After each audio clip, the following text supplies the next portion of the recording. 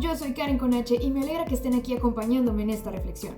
Han pasado semanas en esta cuarentena y mientras algunos, al menos en México, se siguen preguntando cuándo volveremos a la normalidad total, la cual no considero que sea del todo lo mejor, otros están por retomar si no es que ya retomaron sus actividades y rutinas pre-pandemia, lo cual se ha denominado la nueva normalidad. Puede sonar ridículo o riesgoso y es muy fácil juzgar a ese sector de la población por salir de inconscientes, pero debemos tener en cuenta que no todos tienen la opción de seguirse quedando en casa. Ya va siendo tiempo de que volvamos a nuestras actividades, puesto que estamos llegando al límite en el que tenemos que decidir si morirnos por coronavirus o morirnos de hambre.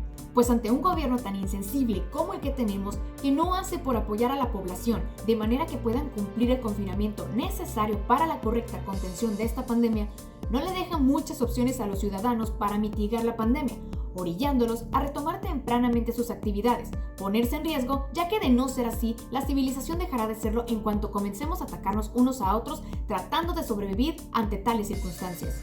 Debemos tomar en cuenta lo que ha pasado y reflexionar respecto a esta pandemia, pues es mero reflejo de los hábitos que solíamos tener, los cuales no son tan higiénicos como pensábamos.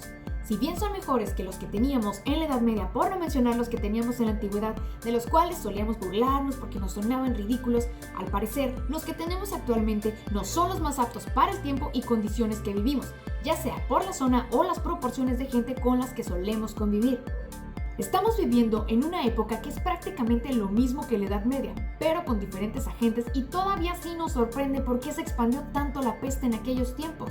Si bien el virus se dispersó tanto fue porque nuestro modo de vida propició que se dispersara a tal magnitud a través del mundo.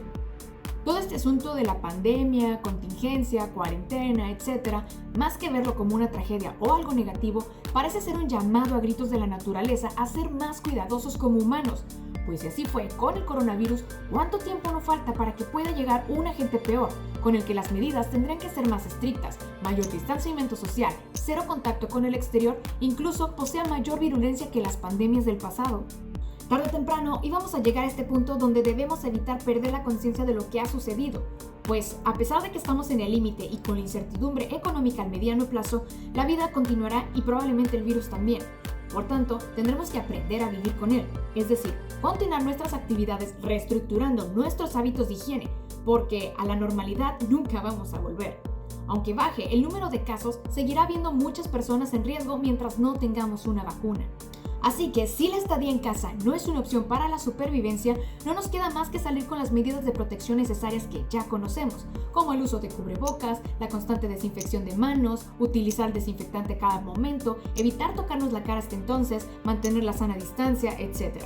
Quizá la pandemia no le cayó muy bien a la vida social de todos, pero debemos comprender que mantenernos alejados por un tiempo es un sacrificio para que volvamos a abrazar a nuestros seres queridos sin el temor a condenarlos a una enfermedad que para ellos puede ser mortal. ¿No suena muy divertido traer ese cargo de conciencia, o sí? Durante estos días de transición a la nueva normalidad, te invito a reflexionar al respecto y no nos desesperemos por acelerar las cosas.